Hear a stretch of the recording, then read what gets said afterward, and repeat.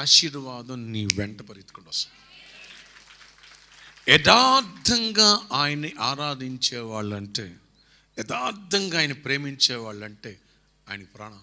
యథార్థంగా ఆరాధించడం మొదలుపెట్టావా, నీ వెంటే ఉంటాడు, నీతోనే ఉంటాడు, నీతోనే పడుకుంటాడు ఆయన, నీతోనే కూర్చుంటాడు ఆయన. నీ ఇంట్రెస్ట్ని చూస్తాడు ఆయన, నీ హృదయాన్ని చూస్తాడు ఆయన, నీకేమి ఇవ్వాలి రిజల్ట్స్ అనేది వెయిట్ చేస్తాడు ఆయన.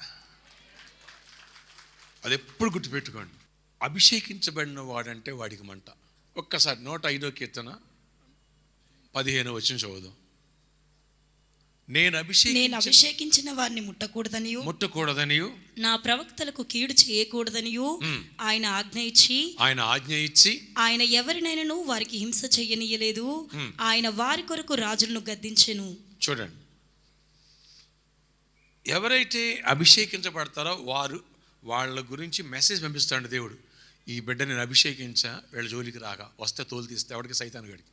అభిషేకం అనేది సామాన్యుని నిన్ను ప్రత్యేకపరుస్తుంది, వేరు చేస్తుంది. నమ్మితే ఆమెనని చెప్పండి. అభిషేకం ఉన్నవాడు చెయ్యేస్తే అద్భుతాలు జరుగుతాయి. అభిషేకం ఉన్నవాడు మాట్లాడితే ప్రవచనంలా జరుగుతూ ఉంటుంది. ఎందుకని? దేవుడు నీకు తోడుగా ఉంటాడు. నేను అభిషేకించిన వారిని ముట్టకూడదని, నా ప్రవక్తలకు కీడు చేయకూడదు. రాజుల్నే విడిచిపెట్టలేదంట ఆయన, రాజులను కూడా విడిచిపెట్టలేదంట. దీన్ని బట్టి వాక్యాన్ని బాగా అర్థం చేసుకోవాలి. సో వాడికి ఏం చెప్పండి, మంట కాలిపోతూ ఉంటుంది నిన్ను నన్ను చూస్తే. ఎంతమందికి అర్థమవుతుంది? అదేనా? దాంతో వాడు ఏం చేస్తాడంటే బ్యాటిల్, యుద్ధం స్టార్ట్ చేస్తాడు. ఏ రీతిగా నిన్ను నన్ను బలహీనపరచాలి, ఏ రీతిగా నిన్ను నన్ను కృంగదీయాలి, ఏ రీతిగా పడేయాలి, అది వాడి ప్లాన్. 144వ కీర్తన 1వ వచనం నుంచి చదువుదాం. నాకు ఆశ్రయదుర్గమునకు యెహోవా సన్నుతింపబడును గాక.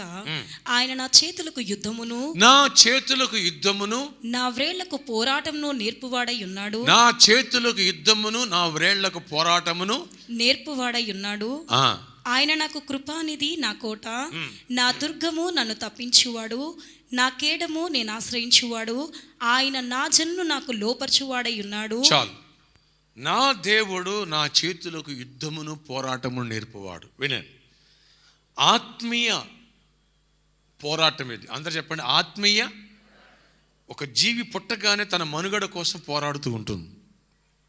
ఆహారపు అన్వేషణ, తన జాతిని సంరక్షించుకునే అన్వేషణ. ఓకే, అలాగే రక్షణ పొందిన వ్యక్తి ఆత్మీయ పోరాటం అనే యుద్ధంలోకి వస్తున్నాడు. ఈ పోరాటం బైబిల్ పట్టిన దగ్గర నుంచి ప్రభు నిన్ను పిలిచే వరకు ఈ లోకంలో ఉంటావు. కాబట్టి ఈ లోకంలో అంటే ఈ భూమి మీద అపవాది ఉన్నాడు, వాడు పోరాడుతూ ఉంటాడు. ఎస్పెషల్లీ అనెంటింగ్ పీపుల్ని ఇంకెక్కువ వెంటాడుతాడు. ఎందుకు తెలుసా? సామాన్యమైనటువంటి క్రైస్తవుడు దొరికితే వాళ్ళ వల్ల కొంతే లాభం, అభిషేకించబడిన వాడు దొరికితే చాలా లాభం. ఎందుకని?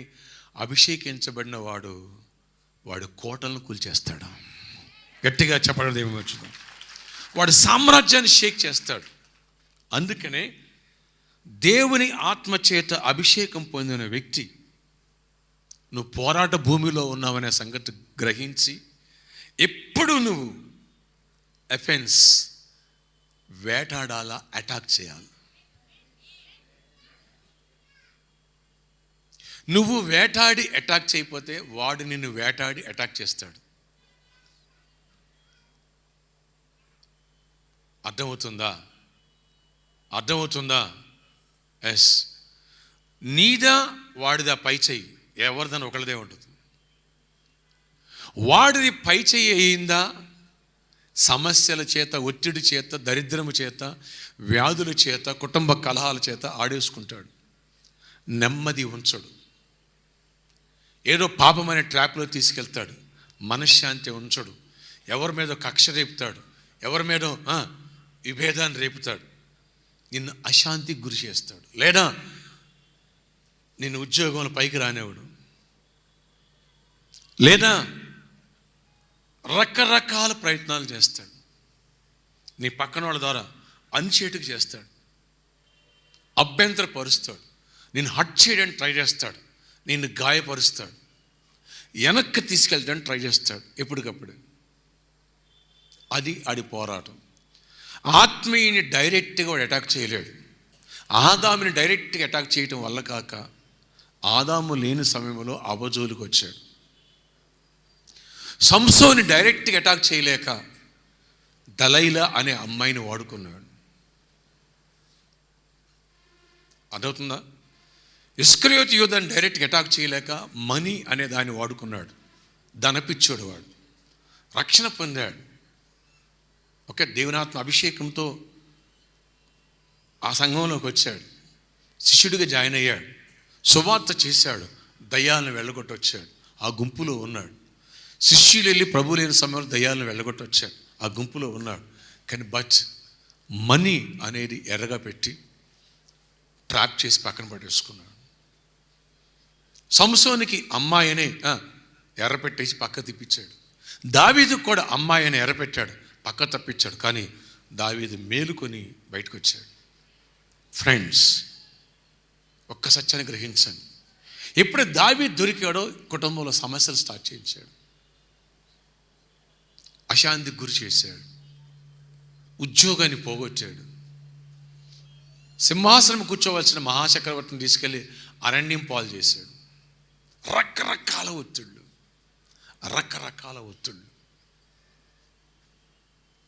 అవగాహన చేసుకో. ఇది ఆత్మీయ అందరూ చెప్పండి. ఈ ఆత్మీయ పోరాటంలో అపవాదిని ఎదిరించి నువ్వు తరమాలి. యాకోబు రాసిన పత్రిక 4:7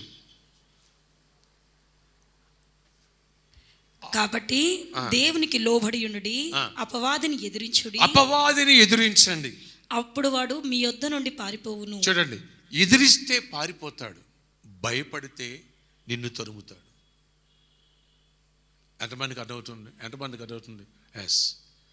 సమస్యలనే ఒత్తిడి, బాధలనే ఒత్తిడి, అవమానమనే ఒత్తిడి రకరకాలు తెచ్చి నేను ఇంటెన్షన్ గురి చేస్తాడు. నెమ్మదిగా ఉంచుడు. విశ్వాసములో బలపడినవాడు దేవుళ్ళో ఎదగనివాడు. నీలో ఇన్సెక్యూరిటీ ప్రాబ్లం, అభద్రతా భావాన్ని క్రియేట్ చేస్తాడు, అవిశ్వాసాన్ని క్రియేట్ చేస్తాడు, నెమ్మది లేకుండా చేస్తాడు. దేవుని రాజ్యం మీద కాన్సన్ట్రేషన్ లేకోకుండా సైడ్ ట్రాక్, ఈ లోకంలో ఉన్న పరిస్థితులు ముందు పెట్టేసి ఇక నువ్వు ఓడిపోయావు, నీ వల్ల కాదు, సత్యం సాగు.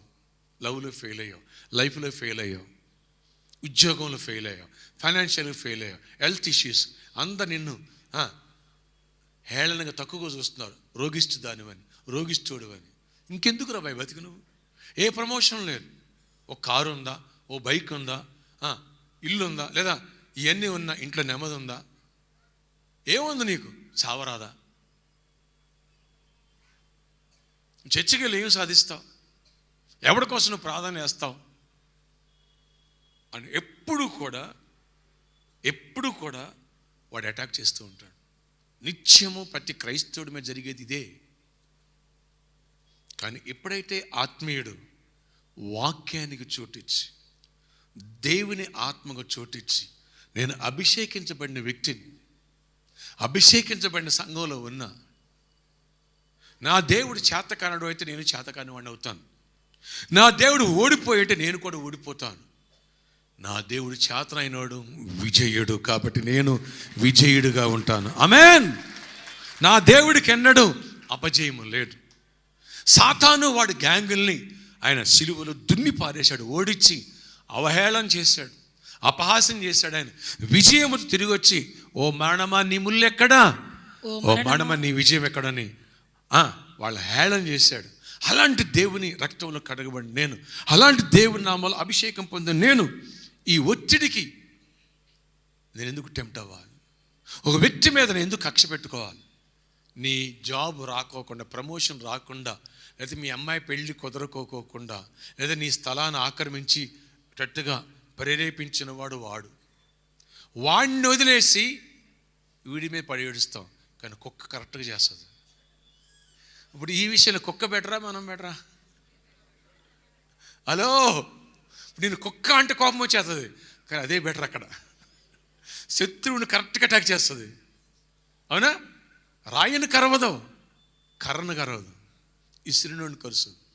సేమ్ క్రైస్తవుని రాంగ్ ట్రాక్ పట్టించడానికి నీ మీద ఎవరినో శత్రువును లేపి నేను డిస్టర్బ్ చేసి ఆ వ్యక్తి మీద కక్ష పెంచదు. ఇంకో చెప్పనా, ఎప్పుడైతే భూమి మీద ఒకళ్ళిద్దరు శత్రువులు పెట్టుకుని వాళ్ళని ద్వేషిస్తూ ఉంటావో, సౌలు దావీదుని ద్వేషిస్తూ ఉండేవాడు. సౌలు కూడా అనాయింటెడ్ కింగ్.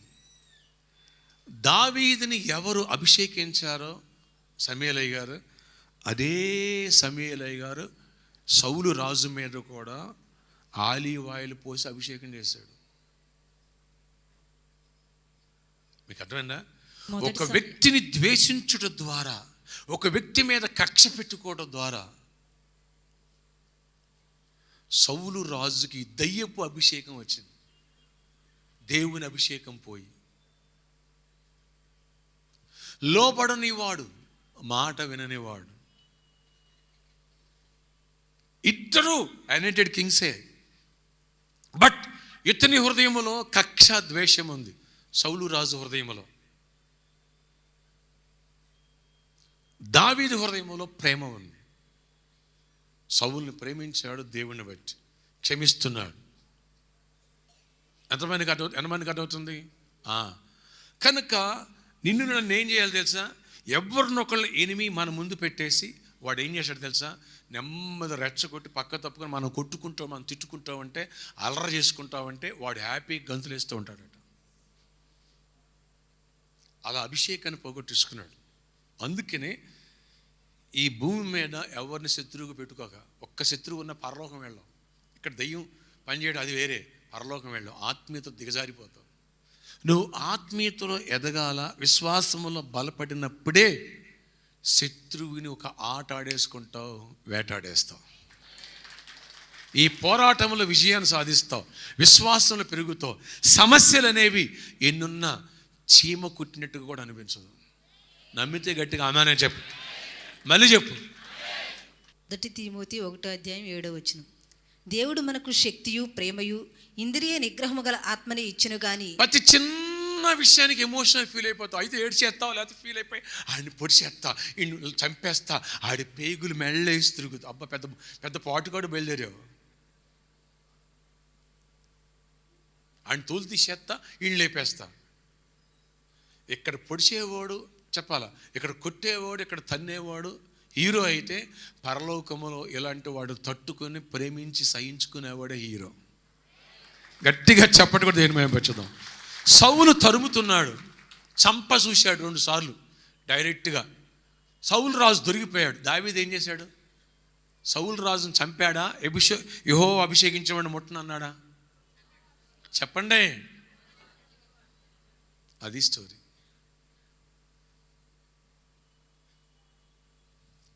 రోజు రోజుకి అనాయింటింగ్లు పెరిగిపోయాడు దావీదు. విశ్వాసాన్ని పెంచేసుకున్నాడు, విజయం వైపు దూసుకుంటూ వెళ్ళిపోయాడు. జీవితం అంతా పోరాటాలు ఉన్నాయి. ప్రతి పోరాటంలో విజయం సాధించాడు. అక్కడ పాపం చేసినప్పుడు తప్ప. అప్పుడు కూడా తేరుకుని పైకి వచ్చేసాడు, బయటకు వచ్చేసాడు. అనాయింటింగ్ ఉన్నవాడు బ్యాటిల్లో ఎప్పుడు కూడా, యుద్ధంలో ఎప్పుడు కూడా ఓటమిని యాక్సెప్ట్ చేయకూడదు. సమస్యలనే ఒత్తిడికి నువ్వు లొంగిపోకూడదు. ఆర్థిక పరిస్థితులు ముందుకు రావచ్చు, మానసిక ఒత్తిళ్ళు, ఫ్యామిలీ ఒత్తిళ్ళు ఇంటి ముందుకు రావచ్చు, లేదా అవమానాలు ముందుకు రావచ్చు, ఆరిళ్ళు ముందుకు రావచ్చు, లేని నిందలు నీ మీద వేయవచ్చు, లేదా ఉన్నదే నిన్ను మాటి కెలికి మరి అదేనా నిన్ను కాకి పొడిచినట్టు పొడిచుండొచ్చు పక్కనోళ్ళు. నీకున్న బలహీనత అది. పాపం చేస్తేనే ఫీల్ అవుతావు. ఏదో నిన్ను ఏ నిందేసినా, ఏ అక్రమ సంబంధం కట్టినా ఫీల్ అవ్వు. ఫీల్ అయ్యేవాడుంటే అపవాదికి చాలా వెరీ క్లోజ్ రిలేటివ్ వాడు. ఎవరు? ఇవన్నీ పోరాటం లేని వాళ్ళు చేసే పనులు ఇవన్నీ. పాపానికైనా టెంప్ట్ అయిపోతావు, లేదా అంటే చెప్పాలా, నీలో సెన్సిటివ్గా ఉంటావు. నీలో ఉన్న బలహీనత గురించి ఏదైనా మాట్లాడారా, అంత బలహీనం అయిపోతావు. అంతే. నువ్వేదో తప్పు చేసావు, ఒకప్పుడు దాన్ని నువ్వు మారిపోయినా సరే తాగుబోదు ఎవరిని ఎప్పుడు ప్రేమించావు, అది అయిపోయింది. ఇప్పుడు నువ్వు ఆడు తిరగలేదేంటి, నువ్వు ఆడు తిరగలేదేంటి, దాన్ని తిరగలేదేంటి, మా తెలియదేంటి అంటున్నారు వాళ్ళు. కడుపు మండిపోయి అన్ని 2 వేస్తావు. ఆత్మీయుడు ఇవన్నీ పట్టించుకోడు, చీమ కుట్టినట్టు కూడా ఉండదు. నమ్మితే ఆమెనని చెప్పండి. ఎస్. అలాగే ఆర్థిక పరిస్థితులు, మానసిక ఒత్తిడిని కృంగదీయకూడదు. అవి కృంగదీ దావీదు అరణ్యంలో చచ్చిపోవాలి. కన్న కొడుకే తరిమాడు, కన్న కుమార్తె అత్యాచారం చేయబడింది కన్న కొడుకు చేత. ఒక చావు తర్వాత ఒక చావు, రాజ్యం పోయింది. కొడుకే యుద్ధం చేస్తున్నాడు, చంపేయడానికి తరుగుతున్నాడు. ఒకప్పుడు సౌలు రాజు, ఇప్పుడు కన్న కొడుకు ఆత్మహత్య చచ్చిపోవాలి. పరుగు పోయిందని, అధికారం లేదు, రాజ్యం లేదు. ఒక 1000 మంది మాత్రమే సైన్యం అంతా అక్కడ ఉంది. తన ఉపపత్నులు 10 మందిని కన్న కొడుకి అందరి ముందు అత్యాచారం చేశాడు. ఎంత పరుగు దండగా చెప్పండి నాకు. ఇదంతా 2 సమయాలు 11 అధ్యాయం నుంచి మీ 18 అధ్యాయం చదువుతుంది. మీకు అసలు ఆ హిస్టరీ అదేనా తల తిరిగిపోద్ది అంత. కానీ దేవుణ్ణి వదలలే, ప్రార్థన మానలే, భక్తి మానలే, పశ్చాత్తాపం మానలే.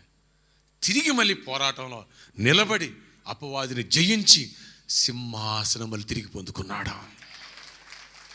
నువ్వు పరిస్థితులకి ఊగిపోతున్నావు, షేక్ అయిపోతున్నావు, బలహీనపడిపోతున్నావు. యోబు ఊగలే. యెహోవా ఇచ్చిన యెహోవా నామ స్తుతి అంతే.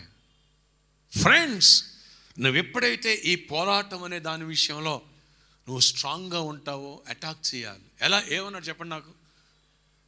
అది మర్చిపోకండి. సంఖ్యాకాండం 23వ అధ్యాయం 23వ వచనం 24వ వచనం చదువుదాం. నిజముగా యాకోబులో మంత్రము లేదు, నిజముగా యాకోబులో మంత్రము లేదు, ఇశ్రాయేలులో శకునము లేదు. ఆయా కాలముల యందు దేవుని కార్యములు యాకోబు వంశస్థులకు ఇశ్రాయేలులకు తెలియ చెప్పబడును.